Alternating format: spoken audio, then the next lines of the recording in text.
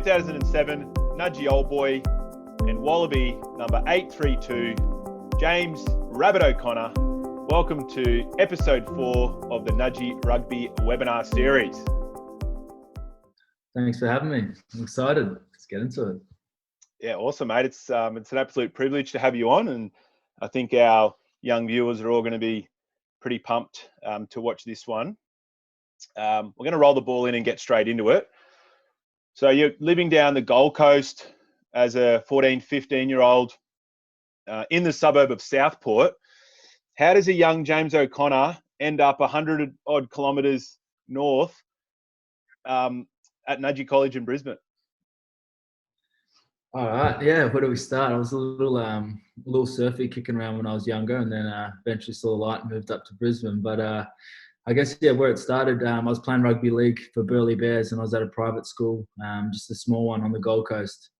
Sort of started spinning my wheels there a little bit. Was sort of getting more focused on sport and whatnot. And I was actually thinking of going to TSS because my older brother was going there, and I went there and met the group there, and just didn't quite sit right. And then I played in a state tournament for South Coast, and Paul Carrozza scouted me and said, "Oh, look, why don't you come up and take a look at Brisbane? And I've got a perfect school for you, I think." So headed on up with my mum, and first thing when I went for the interview, had a quick interview up there in the dorms, but all the boys were playing touch on the field, and I guess from that moment, got invited. There's about 50 of us sort of playing subby senior sort of match. So I jumped in, got involved there. It was good fun. And then after it as well, the boys were like, "Oh, look, we're going to go for some gym. So do you want to join in as well?" So after that, I was pretty much sold.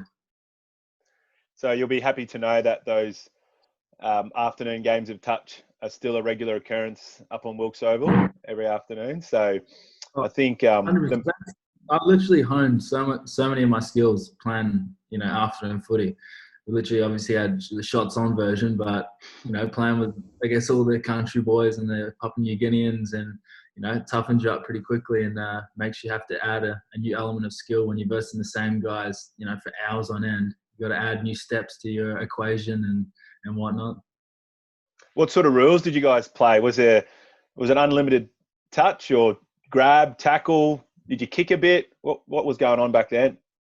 We literally had a whole heap of ones. Sometimes we'd just go like 2-on-2s, 3-on-3s. The main ones, obviously, it was sort of 5 tackles, sort of kicking on.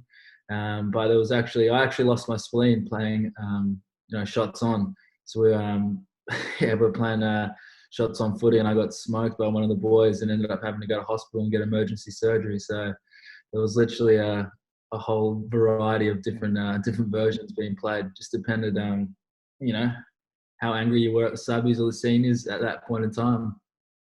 So that ruptured spleen wasn't out of like an official training. It was literally just mucking around touch after school one day. Yeah, literally. Just I think it was. So we used to go down to the flats when it was raining, but so it was pouring down this one. But we ended up just going to. I think it might have been on Ross, and literally just in the corner there, we were just going, shots on. And I went to hit one of the boys, and he got the better of me, and I ended up stumbling back to the dorms. Just wanted to sleep it off, but I was like, something's wrong here. Like, I think I knew straight away. I thought I'd done my shoulder and cracked a few ribs. Didn't want to let the boys see that I was hurt though, so I stumbled off, made up an excuse, and just remember waking up in hospital with a catheter, and it was strange times. Yeah. So did you miss some games for Nudgee because of that? No, I did. It was at the end of the season. Okay. So it was end of my grade 11, going into sort of grade 12. It was just a bit of fun. They got a bit elevated and heated, but it was all in good spirit. So you're talking a little bit about your time at Nudge. So boarder for year 11 and 12. What was some of the things you liked about boarding besides obviously those afternoon games of touch? I think for me, it was just a whole new world. Like, I'd grown up on the Gold Coast. I'd sort of seen that, done that. I had my little crew would take our little BMX bikes and go to the gym and back forth, play sort of league get up in the morning, take the boat across, go surfing and whatnot. But Brisbane was just a whole new playground, and jumping into the dorms, it was, 40 of your best mates, living with them. So for me, it was Oh, it was great fun. Just we got up to a fair bit of mischief, but on the other side of that as well was just we were just constantly training. So we'd train in the morning, go to school, play foot in the arvo, go to the gym, study, jump the fence, sneak back into the gym, do a bit more, and there was always just something going on, whether it was playing games of FIFA or just connecting back up. I just really enjoyed being able to be with my mates consistently, and I think a big part of that as well was once I sort of left Nudgee, that helped me in life after that, because I became I was just relying on myself. Obviously you get, your meals cooked for you and whatnot, but you're held accountable to a schedule, and anything outside of that, you have to turn up and I guess be the best version of yourself. Yeah. So that routine and the structure in your life has sort of helped you post school with, adapting to life as a professional athlete, do you think? Oh, 100%. Because I went to Perth when I was 17. So I still didn't have my driver's license or anything like that. So I just shot over there. I lived with a family, two guys who actually went to Nudgee. They're Bryants. So they moved over to Perth probably 4 months before I did. So I jumped on with them, lived with them for about 4 to 6 months. And then I was in a house on my own. But I guess, all that ability to be able to just focus on rugby and look after the little things away from it, but not miss your sort of family too much, because you could make your friends and whatnot your second family. Yeah, for sure. Well, we'll talk a little bit more about your time, those early years in Perth shortly. Just want to stick with the Nudgee time. So at Nudgee in year 11 and 12, you didn't go to TSS. And so this is 2006, 2007. Now I've looked back through the records, and TSS apparently have won the premiership 2006 and 2007 without you. And if you look through those teams that TSS had over those years, I think they probably had enough cattle without having to add you to their stocks as well. One of your good teammates who's very famous around our campus still is Corey Braithwaite, Mr. Braithwaite to the boys. And I'm going to bring him into the conversation because he obviously shared some of those memorable moments on the footy field with you. So there he is, Kazza. Yes. Big Kaz. Look at the Wallaby jersey in the background. I did him up. They're up there. Got the grandstand in the background. Shifted my desk. Beautiful. That's it. So I've done your little intro, Corey. So you obviously were a classmate of Rabbits, and you've got some memories of particularly your playing days while you were both in the jersey. Did you want to have a little chat about those times, Matt? Oh, geez, I'll tell you what. Well, I reckon I was the second best player in that first 15 side that year. Potentially, some say the best. Rabbit would have been second. You never know. Rumours. But no, it was good. I just remember, some of the memories we had, even just at those training sessions, were unreal. And those first v second games, I'll never forget one afternoon. Obviously, we don't condone scuffles or anything like that. But one afternoon, it got a bit heated with a full-on contact session. I'm pretty sure you were involved in that somewhere. I wouldn't have been involved, bro. Never. You got me to come in and sort them out for you, didn't it? No. But I just even some of the memories I remember. Do you remember the first 15 match against Ipswich Grammar in 2007? Yeah, that's a big one, eh? I remember that one. Yeah, that'd be one of the highlights for me. I mean, like throughout, would that be one of the top ones of your first 15? I think probably still my most enjoyable games were playing first 15 footy. Because you're playing with, I guess, your best mates, and it's like knockout. There's no second chances. You've trained pretty much, you've been preparing for 2 years for this season. So, but that Ipswich one was great, eh? Oh, it was good, and I remember because it was really raining that day, and it was really slippery. And Ipswich Grammar fields were a bit muddy and slippery, and so scrums were an absolute mess. I remember you fixed the opposite 10, and I was running off your hip. And I remember you just giving me this little pop ball, and I've slipped over, And I could almost hear you go, oh, just because you had to chase after and clean out the next ruck. I slipped over and like, oh, cause. But yeah, that's been about right. That's been me. We had, because I remember we scored, we were down with about 8 minutes to go, weren't we? Yeah. Yeah. And then 2 tries in 8 minutes. I remember the last try we scored, it was Cale Connor over in the corner. There, yeah. And then we've had they offered me the kick from the sideline, but I turned it back. I said, no, we better give it a. Yeah, it's on there, yeah. Yeah, that's right. I'm slipping over.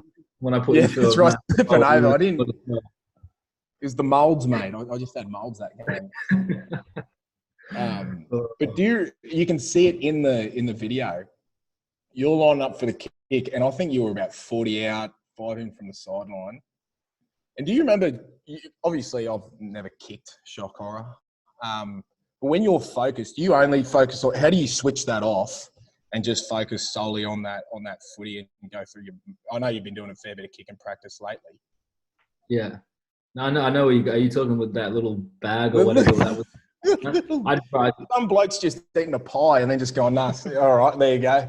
And it's just floating by. It's about, you can see it. It's going by, like, goes right past the ball. And I was just like, oh, I don't know how you just didn't, your attention. So do you just literally just everything's out of you? You once you've sort of gone through your process, you like set it up, you've got your target at the goalpost, and then literally your eyes only on, like, for me, it's always been the T of Gilbert. You don't take your eyes off that until you've taken a few steps after. But I guess that kick was big for me as well, because I think it was the week before I missed someone against Churchill and we lost. No, we don't mention the war, mate. Well, actually, here's another. On the same spot as well. I know, yeah, that's right. And look, I'm ratting myself out now, but because I didn't get selected for the first game, thanks, Todd Damas, that's brilliant, mate. And then the second game, I came off the bench, and then I made the third game run on. I played the rest of the season, but that run on game was against Churchill, and that was round 3. And it was an absolute slog fest. We were going really hard. I think they had Aidan Toa, Jake Schatz. There was a brilliant centre, Lloyd Jardine. So they had a few superstars on that side. And I remember we were hammering their line and I gave away the penalty in front of the sticks that they kicked to get in front. So, and I was, after the game, you're telling all your secrets, yeah? I know, mate. Well, you know, I'm only human. We're not like you. And then, but, you know, you obviously had that kick against Ipswich to rectify it. Arguably your greatest kick after the Hooter, Hong Kong 2010. That's, yeah. I wouldn't worry too much. That was from the same spot nearly, though, as well, wasn't it? Yeah, it would have been. Yeah, most of my literally kicks to win have been on that right touchline.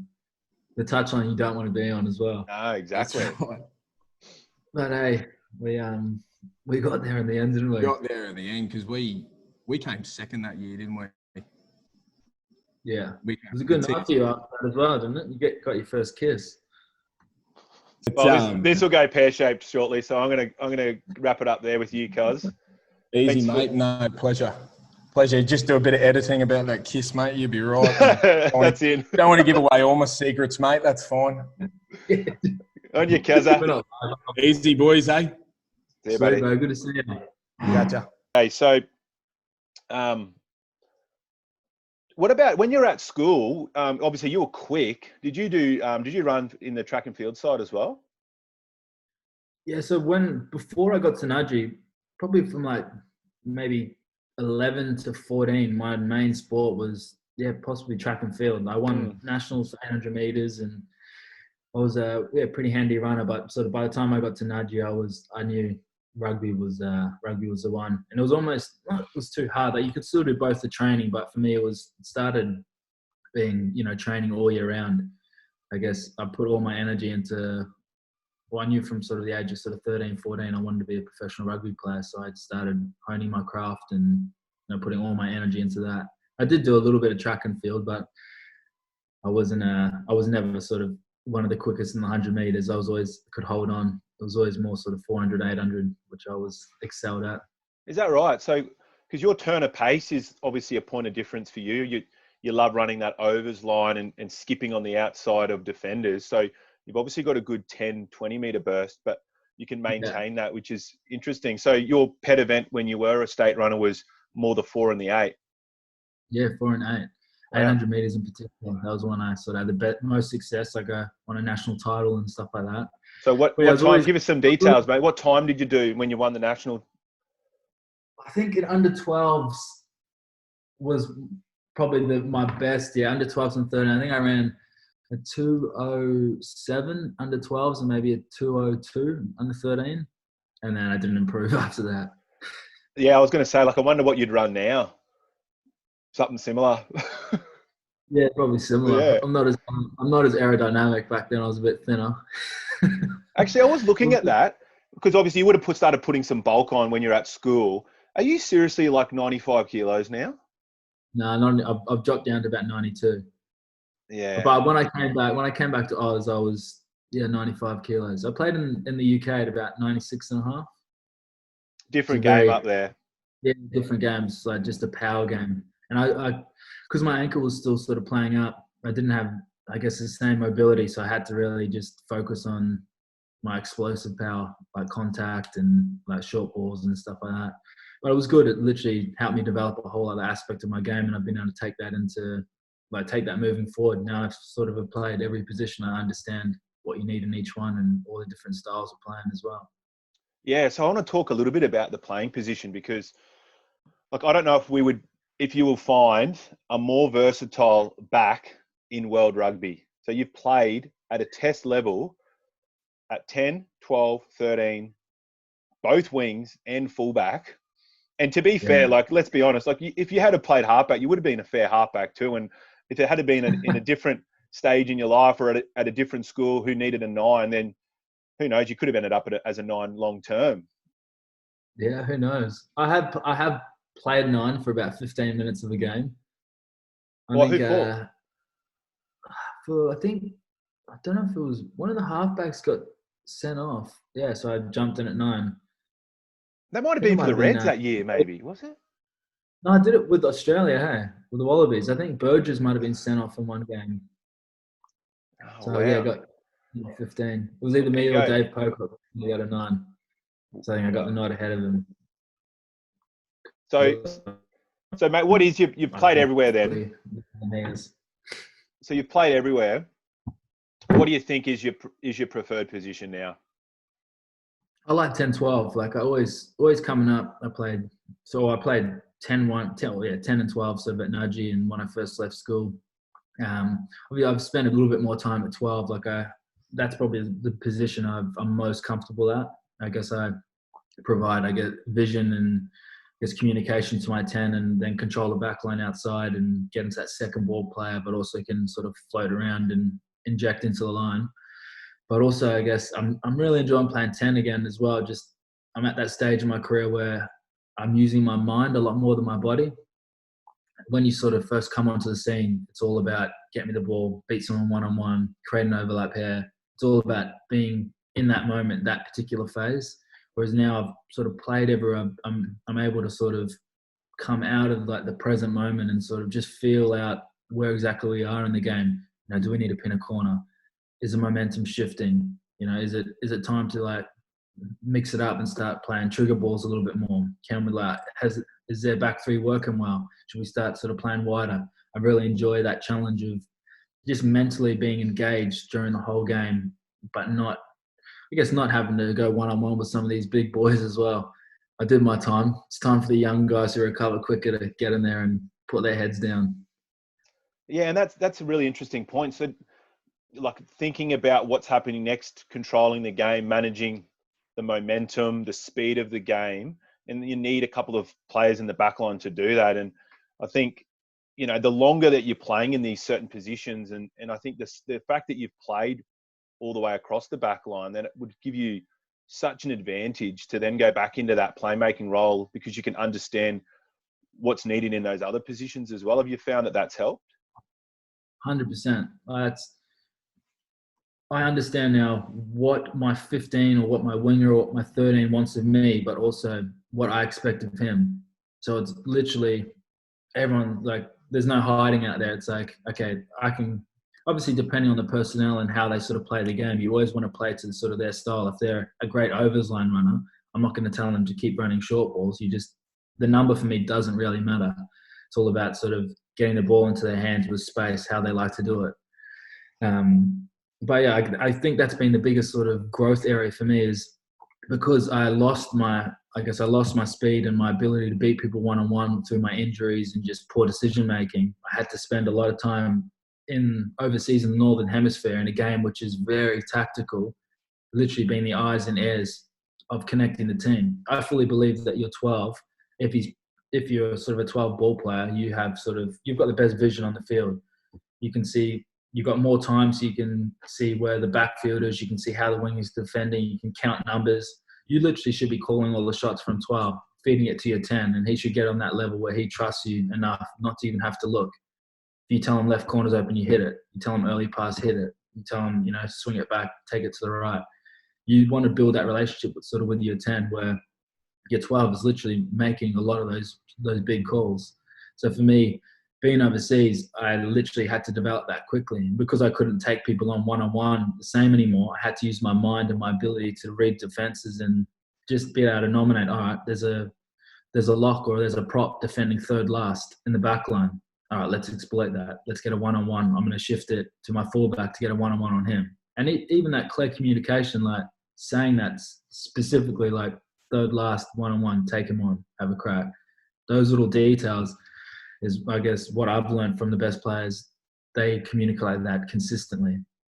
That communication is critical. And I think any schoolboy, when they leave school and they move on and start playing grades footy or rep footy at the next level, and I say this a lot, that one of the big differences, even at training, is the noise that comes out of a training session, where the more you play, the more comfortable you are in your role and understanding what's required of you, the more noise people make, because they are just talking their way through. I keep saying, particularly defensively, a lot of issues can be solved by just communicating what's going on and communicating to the guy next to you what you see. Have you felt with young guys coming into the squad that that's something that is an ongoing work on for them, that they've like, and that's something that just develops over time?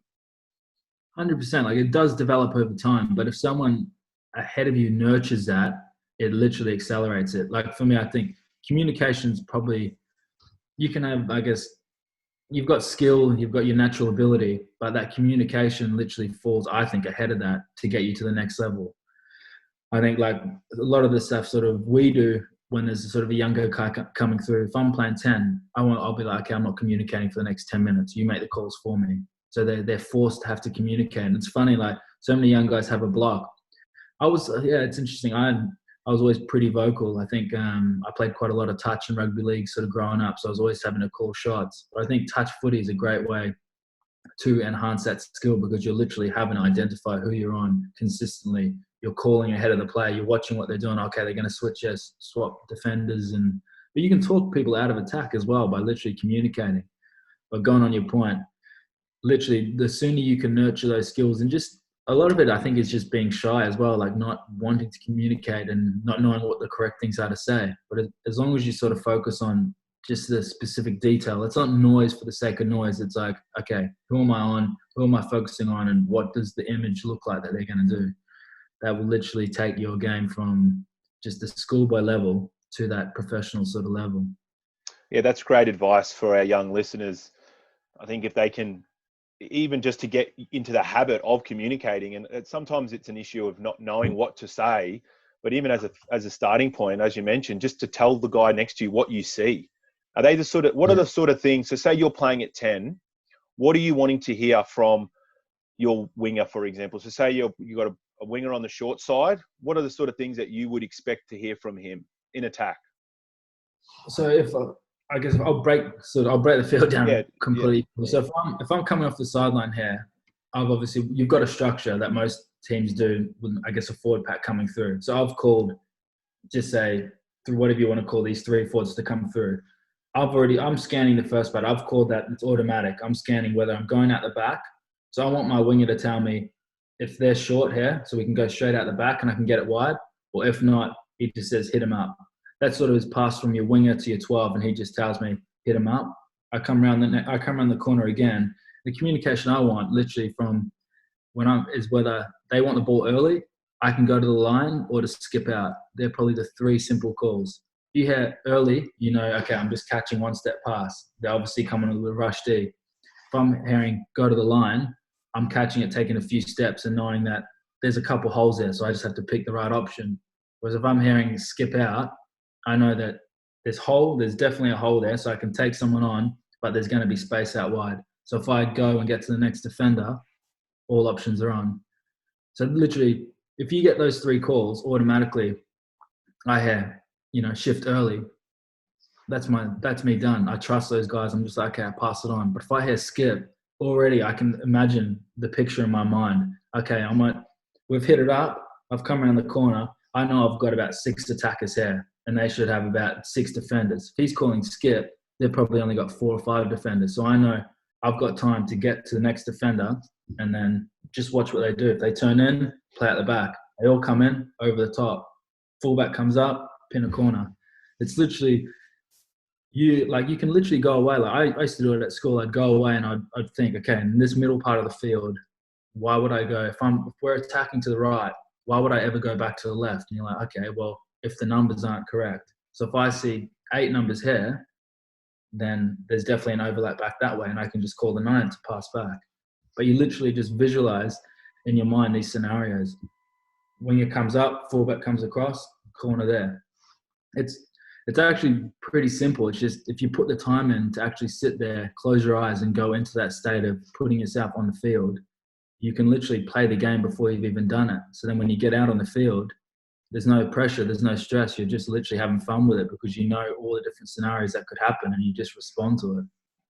Yeah, I think that's critical part, isn't it? That there's only so many different pictures that you'll be shown from a defense. And if you know how to adapt to all those different scenarios, there's a solution to all of them. But you need how quickly you can think between the ears, and that decision's made and then communicated is whether you can execute in time. So exactly. And that's the thing, like you might make the wrong decision, but if you stick with it, then you can make it a good decision. But if you actually spend a bit of time away from training, the best players all do extra stuff. Obviously, we can get into that later. But for me, your mind is probably the most underutilized tool you have. Everyone works on their physical body, like they want to get stronger, but no one actually sits down and is like, okay, how can I take my game to the next level? Okay, I'm looking, I've got 3 props in front of me. I'm a back. I should be able to get around 2 of them at least. So it's just squaring up. It's little subtle details, but you can literally visualize yourself doing this. So then when it comes to the game, you're not thinking, okay, I'm going to step him and step him. You just catch the ball and you do it because you've literally consistently gone over that picture.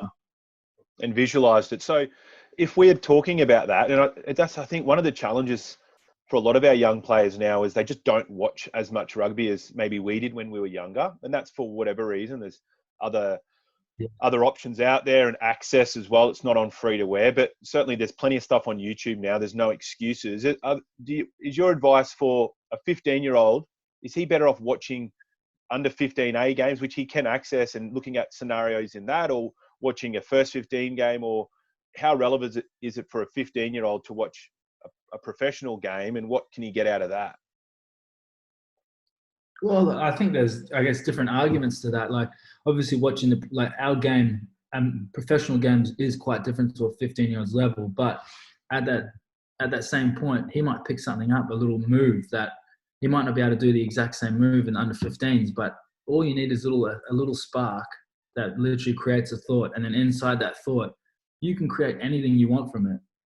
Like half of our best moves at Nudgee, we would literally take moves from Super Rugby teams and then just tweak them to how we did it, and we'd break it down like, okay, well, we can't do quite that, but as long as our 13, for instance, runs inside, blocks the outside shoulder of their 12 on this particular move, all right, we'll get through because they won't have enough men to be able to cover us. So it's literally, it can be fun as well. You just literally break the game apart from a logical point of view. Like, okay, if you're running a block, you don't just run over each other like this. The point of this guy is to block that shoulder of him and him to come late when he's already committed. So it's just those little subtle details which make all the difference. And that's what you'll sort of pick up from the professional game. But I'm saying that as well, like a lot of it is just playing around. If you're watching just 15 A's footy and you're a 15-year-old, you'll be able to see what's working with other teams and whatnot.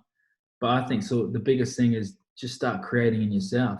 Literally watch a game, watch this, take a bit of this, take a bit of that. Even just playing sort of 2-on-2. You can get past people in 2-on-2 touch.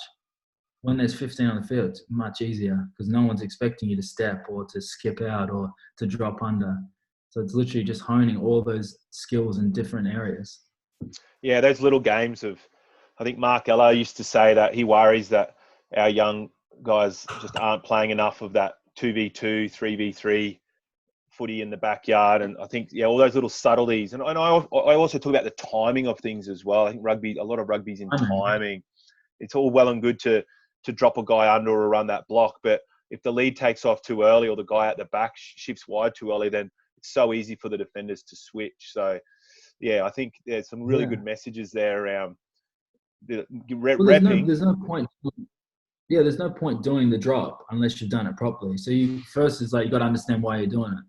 So if there's one guy here and one guy here, you're pulling them across. You want this guy to go to tackle you to open that space up. So you understand why you're doing it first. Okay, that's why we're doing the drop. We want the guy to get into the space. And then it's like, how do you do it? How do I get this defender to tackle me if I'm running? Or you got to take him on and make it look like you're actually going to step him.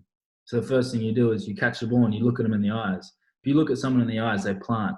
And then no matter what you do after that, no matter how your body position is, they're going to want to tackle you. It's just instincts. So you go at them, look them in the eyes and take off and they're going to come for you. Just little, that's what I mean, it's just the little details. Like because of this COVID stuff, with the Reds, we're training in groups of 10. So at the moment, we're being able to break down these skills again, unders, overs. And you'd think sort of at a professional level, we'd have that all mastered. But the funny thing is when you go into sort of the team training, it becomes about sort of the team, and not many people actually go back to the drawing board and like, you know what, I understand how to run an overs now a lot better than I did when I was at school. But not many people revisit the skill. It's like, you're growing, you get PBs in the gym, you're constantly getting quicker. Like you're constantly adding to your kicking game. Like why not work on your footwork? Why not work on, your ability to see space? These are all things that can be practiced if you put the time in. Yeah, that's some great messages. And just something else, like when we look at like starter plays, and if you've called something and you talk about that running threat, kicking threat, passing threat, are you always like, so say you've got a starter play, a 2-pass move or something like that, is it premeditated where the ball's going to end up, or is the defense and what the defense does that determine who gets the ball, or is it a bit of both? So it is a little bit of both. It's like, obviously you come into a game with a fundamental game plan, which might be for 1 week, wide to wide attack. You realize that they drift in defense. They don't have a hard line speed. So it's like, okay, well, let's take the meters and get it wide. If that's the case, then you set the play up with the intention to go wide, but still it's always part of the chain. Like if I'm at 10, we're running a block. I've got to get their 10 interested. If I pass it too early, their 10 goes. What's the point of going wide? There is no point, because they're going to get us behind the gain line. They're going to have an extra number. So it's like a checklist. I run straight, get their 10. Then after I've eyed him, I look at their 12 and see what he's doing. Our 13 runs short. If their 12 turns in, I play out the back. If he doesn't, I hit him short. It can be as simple as that. It's literally just the checklist that you're going down, but it's always playing what's in front. You have an intention to get it wide because okay, they're going to be a jockey defense, but that doesn't mean you're going to go wide. It's literally playing what's in front consistently. Yeah, but do you find that there's the way the game's played now, there's some challenges to that? So if the team's expecting that ball to get played out the back and you hit that lead runner, what if he gets isolated, and then even if he does get a little head and shoulders through and gets your front foot ball, if you're not prepared to have bodies over that ball, then is there a risk of turning the ball over? Like how do you balance the risk versus reward in sort of going away from where you think the ball, where everyone's expecting it to end up? So I wouldn't play the short guy unless he's through. Not through, but unless he's got a decent shoulder. And if I'm going to play him, then I follow through and clean it out. Everyone should be in a good enough position to be able to go here or go there. You're not literally just running wide, because otherwise you're not even involved in the game. Your mind has to literally be on that particular process. It might be, just say you're a prop and you don't carry till the third phase. You still have to be ready to go second phase just in case there's a gaping hole out wide and we pull a trigger out the back of the first one, which we're not expecting. That's the whole point of rugby, is literally, that's the beauty of it, is you can literally go anywhere at any time. You have the process and you have what you want to achieve, but still in saying that, most of the best footy and a lot of these tries come from turnovers and intuitive play. Like, I know we were talking about the logical element before of like, you know, going into your mind and thinking about what you can do here and this and that, but that's all in preparation to get you to a good enough place. So when you get to the game, you don't think, you literally just respond. In the starter play is a little bit different. You're like, okay, their 13 keeps jamming out. Let's hit the 12 early and then play cut ball behind them or put a little grubber behind them. That's, you know, that you can pre-plan that if you've seen something. But other than that, you just want to be watching what they do. You're literally pulling spaces out. Well, that's what I've found. The best players I've played with play like that. But again, it is nice. I think it's reassuring to hear that. So year 8 Shaw boy, Charlie O'Connell, congratulations on winning the competition to co-host one of the webinar episodes, and we welcome you into the conversation. So Charlie last year played fly half in our 13A side for Nudgee, and he also plays his junior rugby down at Norts, and they won the grand final last year in the under 13 Div 1. So welcome, Charlie, and how are you today, mate? Yeah, pretty good. Pretty excited to do this. Pretty privileged. I feel great. Yeah. Nice, bro. Well, fire away, Chuck. You got a couple of questions for Rabbit? Yeah. The first question is, when playing overseas, was the style of rugby different compared to here in Australia? Yeah, good question. Massively different. I think being able to go overseas and play over there taught me so much of the game. Just how they understand and I guess where they're looking at, their little structures and everything. So if I break it down simply, in the Northern Hemisphere, obviously, it rains a lot more. So it's more of a sort of a forward sort of game, dominated game and territory. But I think that's the simple part. The other part is where they kick, why they kick, how they change pressure. So it's almost like opposites than here. In Australia and in sort of the Southern Hemisphere, it's a lot more sort of attacking style rugby. We put a lot more sort of focus on attack and sort of playing in that front end. Over there, they literally, in the 22, they'll kick it out. From the 22 to like 40 meters, they'll put a high ball up, or they'll play it long and kick long. Literally anywhere from the 40 to the front sort of 30, they kick the ball away again. They go maybe 3 or 4 phases and then they put the ball back. So I guess the big emphasis over there is transferring pressure. So they always want to be putting the opposite back 3 under pressure with different tricky little kicks and high balls and literally getting their big men on smaller men. Yeah. But it was I thoroughly learned a lot. Obviously, the technical stuff's pretty hard to just teach over one little Zoom call, but I much prefer the style of rugby in Australia and Super Rugby. So it's just a lot more positive, and we throw the ball around a lot more, and we get a lot more one-on-ones, and you see a lot more line breaks. Whereas over there, it's tough footy. Like you play all year round. I think there's up to sort of 40 games, which you improve a lot from doing that, but it's very sort of marginal errors. They bring a lot of line speed, so you can't get the ball straight to the width, and just they're big guys as well because they don't run as much. They eat a lot more and do a lot more gym. Yeah. My next question is, before you did leave Australia, you were the younger guy in like the Australian Wallaby squad. Coming back to Australia, you are now the older guy. You're like the wiser guy, especially coming into a World Cup squad. How did you feel? And did you feel like a leader to the younger blokes?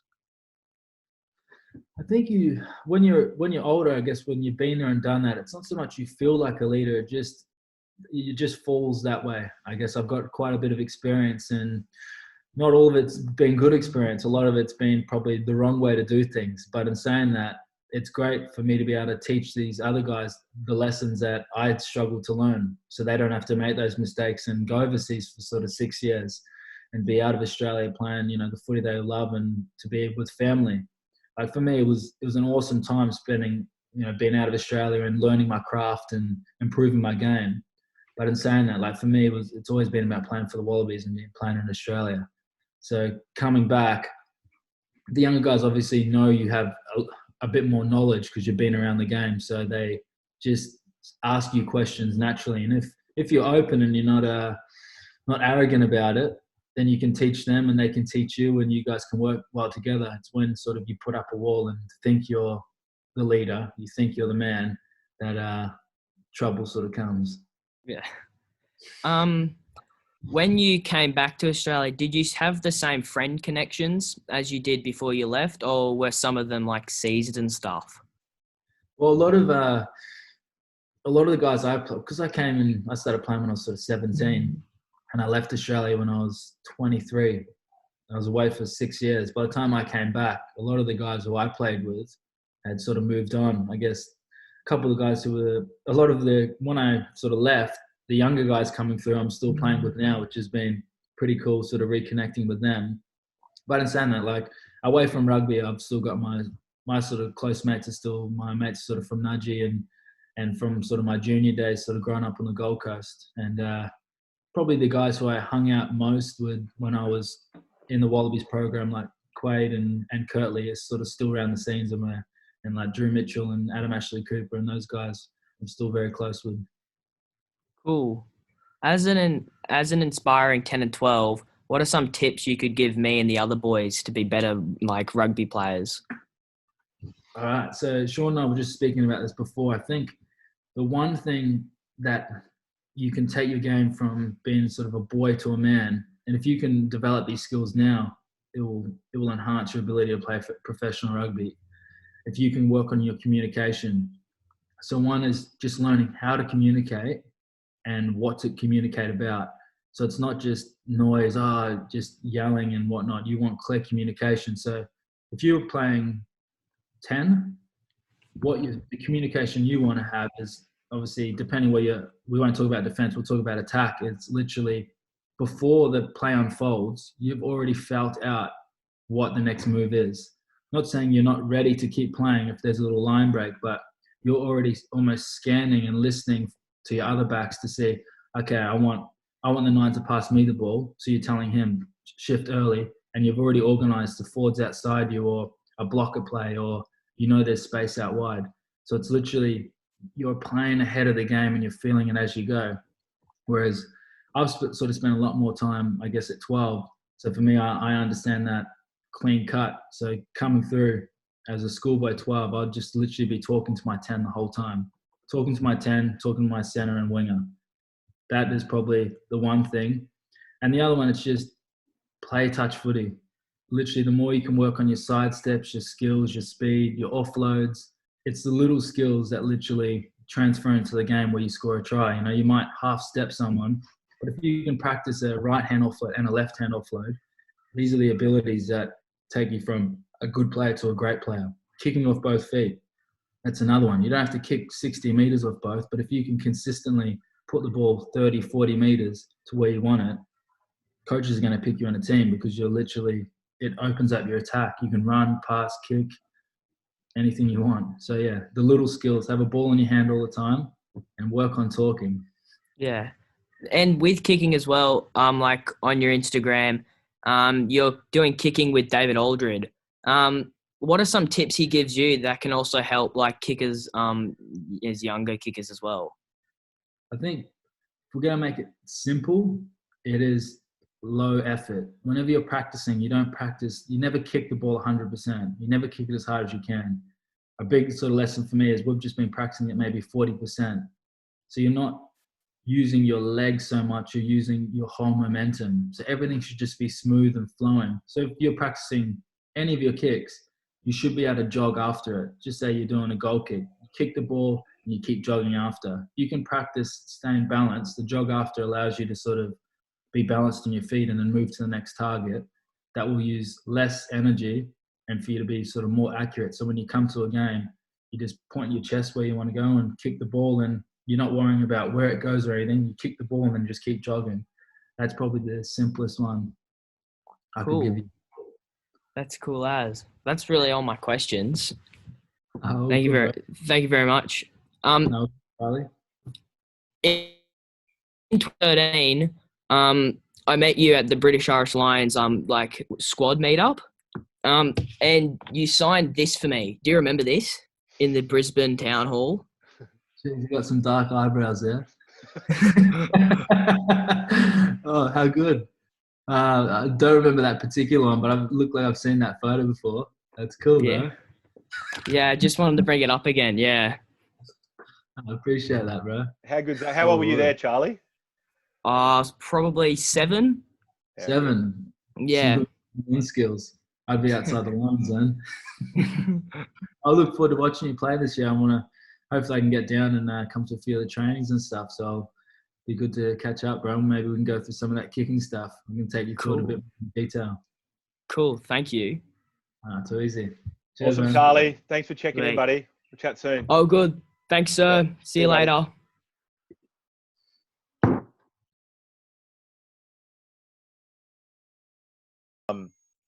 So I want to just talk a little bit about those early years over in Perth. So you graduated Nudgee in 2007. You move over to the other side of the country, and that first year out of school, you're still 17. You debut for the Force. You play the last 3 or 4 games for the Force. Then you get called into the Wallabies training squad and you make your debut. So you're the youngest ever Super Rugby player that year, and then you're the second youngest ever Wallaby. The following year, you're Rookie of the Year for the Force and also Rookie of the Year for the Wallaby. So it's an absolute mental 24 months from leaving school.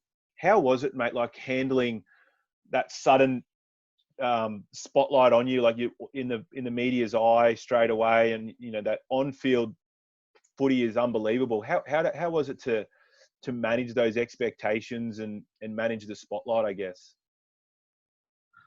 To be honest, those first couple of years they just happened so quick. It was it wasn't really ever something I sort of thought about. It wasn't until I got a little bit older and I sort of played a World Cup and done a few things that the media scrutiny started getting to me a little bit, because I started, wanting to go to nightclubs and do sort of certain things that was sort of seen as, frowned upon from that point of view, because you're an athlete, you shouldn't be drinking, you shouldn't be doing this.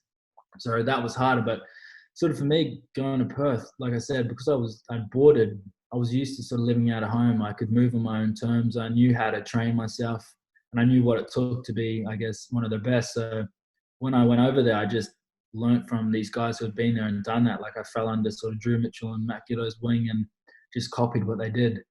And then I had my little, well, man, it was a great time in my life, because I lived in a house with a couple of guys who were sort of around my age up to about 21, and we'd train, and every second day we'd go to the beach and practice our footwork, train more. We'd literally just living and breathing rugby, but in a fun way as well. So I almost took what I learnt from the dorms to Perth and just supplemented that into my new lifestyle. And yeah, I had a lot of fun with it. I guess it was just such a whirlwind. Like, so I started playing professionally. I was never expecting to play Super Rugby at that age. It's sort of, I started playing sevens and did pretty well, and then a couple of injuries and I got my chance. And it was almost like, not that I was playing out of fear, it was just I didn't have anything to go off. So whenever I got the ball, I'd just step. That's what I knew. So I just went crazy. And obviously I started developing my game after that. But I think probably, the toughest thing was having to face, like, you become a role model straight away, because people are, he's 17, how's he playing Super Rugby? They want to sort of learn from you almost. And I'm like, I don't even know what I'm doing, let alone I'm not in the position to be a role model, which that was probably the toughest thing when I was younger, was trying to balance like what people thought was a good person and what I felt was me, and just making sure I didn't sort of blur the lines too much and I still had a balance outside of rugby. Yeah, I can imagine. Like you think anyone as a 17, 18-year-old self, you finish school and you go into the real world. It's like for everyone, whether you're a footy player or doing your thing, going to university. And it's hard to think that anyone's 19-year-old university self is expected to be a role model for for younger people, with the things that you're doing at you know, at that stage in your life with all that freedom. So that would have been difficult. And then so you got through those few years and obviously playing some really good footy. And then, you know, I don't want this to turn into, you know, this is your life, because it's been such a remarkable career. And we've spoken a little bit. You went to the Rebels and then you've overseas back to the Reds for a year. I just want to sort of fast forward and talk about the last few years. And I guess some people talk about it's like a rebirth of your life. So 2017, you moved over to Sale. Was it 2017? Yeah. Let's talk about that, because I think it's been well documented that something significant sort of changed in your life. And, you know, people would say, and I'm sure Greg Martin would be the first to admit, you know, he's been someone that's publicly scrutinised you, and he's the first to say, no, there's something certainly changed in your attitude. Let's talk a little bit about your time over at Sale and what sort of what changed. Well, I guess what I realised, well, what I was sort of guided to, was that why I lost my reason for playing rugby and for almost living, because I wasn't enjoying life. Somewhere along the lines, somewhere along sort of that period in sort of Melbourne and going overseas, I just lost my love of rugby and was only playing, not so much sort of for the money, but because it was just what I did. I didn't have a life outside of rugby, and I wasn't fulfilled. So I think the first thing I would say to the guys coming through is make sure, you know, you're playing rugby for the right reasons. Everyone sort of talks about it, but if you're not truly there to create and to have fun and to literally, you know, be the best version of yourself, then there's no point playing, because you're going to end up getting injured, broken, and it will just drive your life sort of into the ground. But so I left France in a pretty, just probably not the best state, just mentally, physically. Like, my body was broken. I had quite a few surgeries. I was hanging on. Like, I was drinking a lot. I was just, I wasn't in the best sort of mental state. And I moved to Sale just to start fresh, play tough footy, and just recreate myself.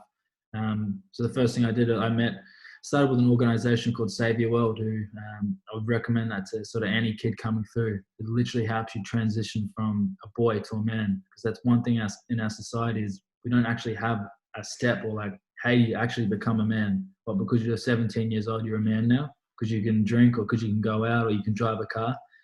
There's little things that I didn't ever learn because I was just never taught them. So therefore, the way I acted was just, I didn't have the knowledge to be a man, you know. But yeah, the first thing we did was I started training hard again, got my diet correct, started training hard again, and then just got into the mental side. And the main thing that stood out for me was, why was I playing rugby? And it was, I actually couldn't lie to myself anymore. I wanted to be back in Australia. I wanted to be playing for the Wallabies. I wanted to be back at the Reds, because I knew the first time I tried to come back, I was injured. I didn't play well. I wasn't ready to come home. So I was like, you know what, this is where I want to be playing. This is my home. I want to help create, you know, the old Queensland dynasty of just dominating rugby again. The talent's already in Queensland. Like, we're proving it sort of on the world stage. Like, in Australia, we win, you know, the titles all the time. And in terms of schoolboy footy, we're doing it. So why aren't we transitioning to the professional game? So for me, it was about not coming back and me being the best player. It was about me coming back and helping bring the best team forward, which has been another reason why I've sort of moved to 10, because it's not about me anymore. It's about the team winning and us just moving forward and being successful again. Yeah. So what were some of those training techniques that you started looking at, that obviously you looked after your diet, started training really hard? I've sort of followed you on social media, and I saw some different sort of techniques. Do you want to talk us through some of those things that you did that you may have never done before and you felt that they were successful? Yeah, well, I think the basic curriculum is there's 9 practices in each section. So there's 9 physical practices to do, 9 mental, and 9, I guess, spiritual practices, how to sort of connect and work for something more than yourself. Like, physically, like, I'm not an expert on it, so obviously I understand it from my point of view. But if you want to actually knuckle down into it, you just go to the website and it will literally expand every part of your life. It changed not only the way I play footy, but how I act off the field, just my enjoyment. Like, I'm not happy all the time, but I'm just at peace, because I've got so much more mental clarity on where I'm moving and what I want in my life. But sort of physically, we started like doing like mountain treks. There's a lot of sort of heat therapy and sort of saunas. There's ice work. It's all about making sure that you're balanced. So if you look at the physical point of view, if you do gym too much, you become too heavy and too dense, then you're not quick enough and you get injured. If you do too much flexibility, you have no power. If you have too much speed, then where's your longevity or where's your skill element? It's about keeping everything in the center and building a training program that is going to help you keep moving forward, not just get quick, but then it's all about, I guess, keeping everything balanced and everything in alignment so you can keep it expanding. And then if you look at the sort of the mental side, I won't go into that too much because there's so much on the website that the guys can have a look at, but it literally allows you to start being able to visualize. It teaches you how to visualize these things and create, I guess, the reality you want to live in, whether it's sort of from a sports point of view, how to change your game, how to get to the next level, and then even how to like to study correctly, how to journal correctly, like all these little things that, you know, you're told about, but you're never taught how to do. Like I had a decent understanding on a lot of these things, but I never knew how to put them into practice. Or it can just be one thing that you're doing wrong and then the whole thing falls down. If your mind and your body aren't in sync, aren't balanced, then you're never going to actually keep growing and move forward and become, I guess, the person you want to be.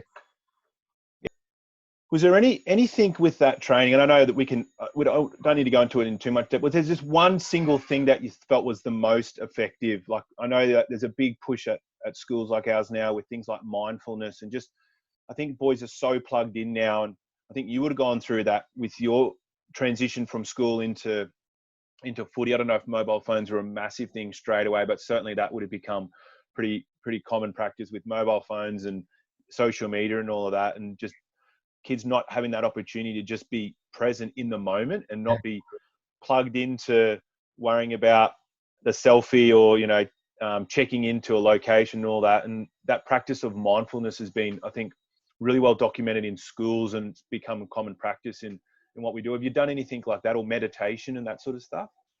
Oh yeah, I think probably the simplest way to move on that is, that's a huge element. If you're plugged in to social media or you're gaming consistently, like you're not in the real world, you're not in this reality, you're in that virtual reality. So how are you going to ever create the life you want to be or become the person you want to be in if you're giving all your energy and all your time into something that's not real, it's fake? So I do all those things. I'm not saying I don't, but I tap into them when I want to, when I've done all my work. So if there's someone at school, like, you do your homework, you do your training, and then that's the reward. You get to, you know, sync up.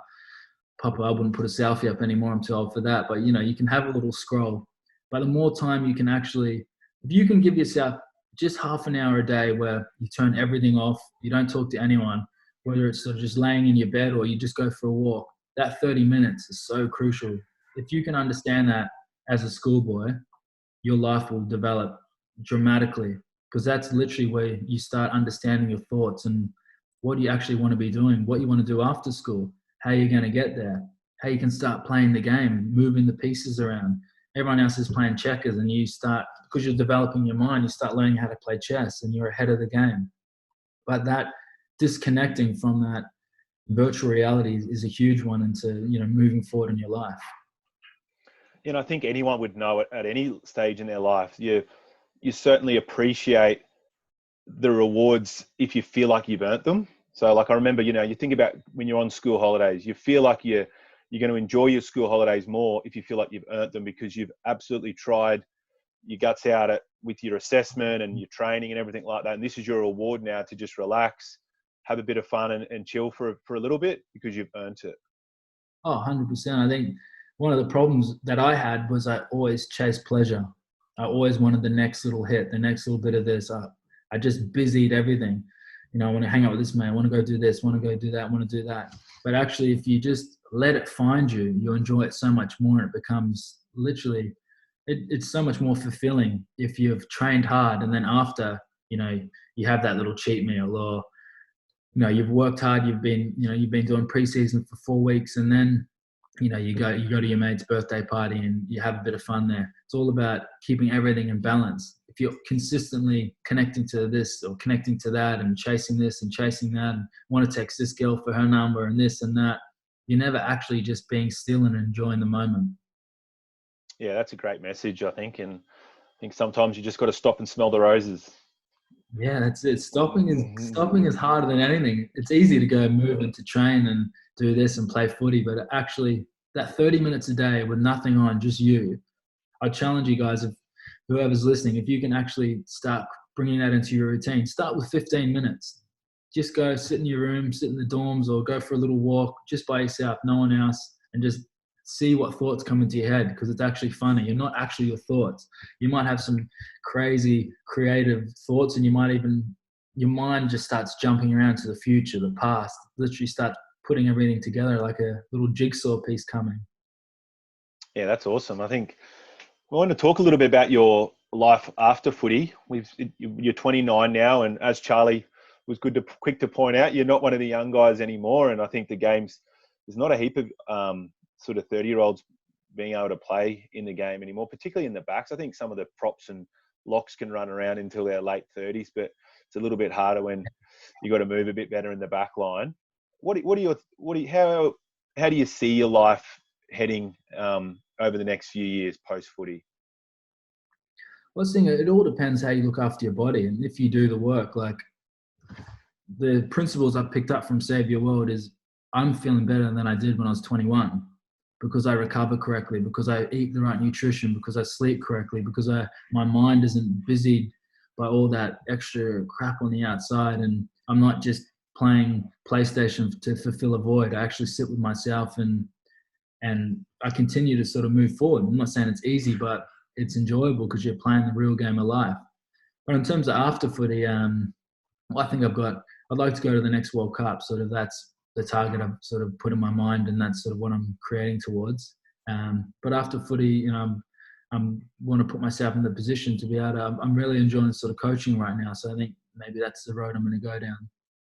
Yeah, that's awesome. Well, that's exciting to hear that you've got ambitions to go to the next World Cup. And I really hope that these training and recovery techniques that you're using are going to allow your body to hold up and be in a good enough nick to get there. And I think, we'd certainly have you down at Nudgee to have a look at our 10s and 12s. And I think not just from a positional point of view, you've given us some really good insight into some of the bigger picture stuff as well. And I think our listeners are going to get a lot out of this, particularly those ball players and, those messages around communication and looking at the big picture. I think is critical, because sometimes we can get so caught up in hearing a call, playing that call, and not visualizing, what am I seeing? How am I responding to the picture that the defense is showing me? And some of those. That's the thing, you don't have to be perfect at it straight away. That's the whole point. You start as a beginner.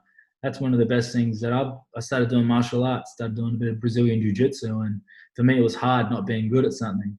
But that's been the biggest lesson is, you develop as you develop. The more energy you put into it, the better you get. But it's all about getting to on the field where you're not thinking too much and you just play. You enjoy it, because at the end of the day, it is a game. It's a game that you're meant to enjoy. If you're not having fun with it, then you're never going to go to the next level, because if you're not enjoying training and playing, the passion's not there. That's awesome, mate. I think that's a great way to finish off, and a great message to wrap things up.